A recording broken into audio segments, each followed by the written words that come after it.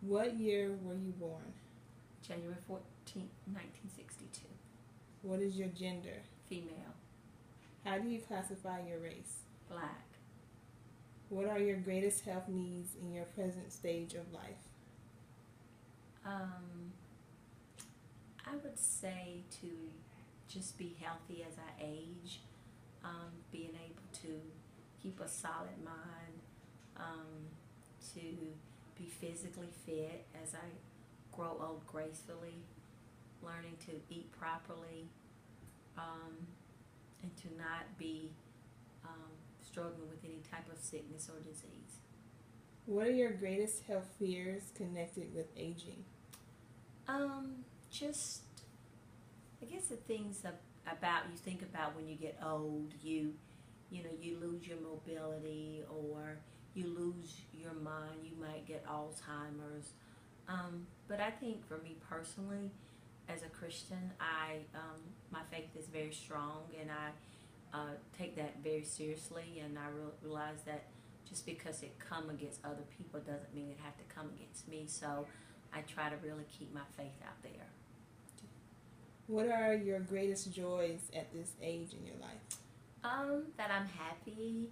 I have a great family. I can get up every morning and go walking, and I love to teach water aerobics, and I don't do a lot of the things that I used to do, but I improvise. Like I used to run a lot, but I had a bad knee, so now I walk, which I enjoy. And so I think as you age, you just have to allow yourself to realize that it's okay that you can't do some of the things that you used to do. If you could have done anything differently when you were younger to impact your health now, what would it have been? I probably think I would have learned to do activities that most African Americans did not participate in, like learning to swim, um, really focusing on gardening. My grandpa was a gardener, a farmer, and really I wish I'd understood more about seeds and how he used to save seeds and put them in jars because they were organic, and just thinking about food deserts now. And when you look at things, you see all these people talking about organic, but black people have been doing organic since slavery. So now it's cool to be organic, and I think I just probably would have wished I would have been focused on food so I could at least help people make better choices.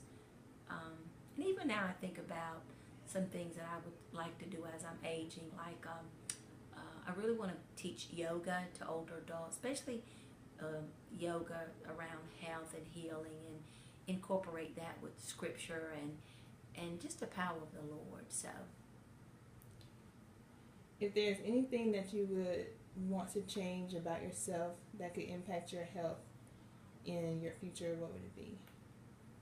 mm, probably just to pay attention to calories, watch what goes in my body, and really try to take better care of my body by exercising and just doing away with a lot of junk food and things that have no value.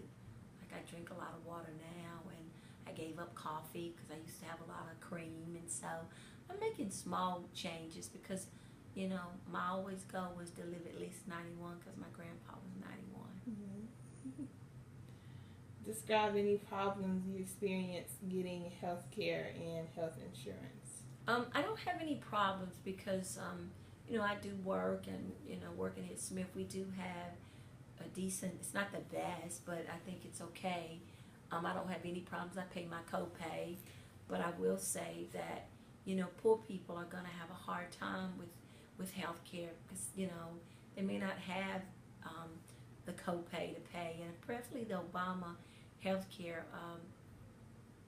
would help everyone because it's sad that some people won't have health care, and they'll just have to maneuver the best way they can. But me personally, I haven't had any issues.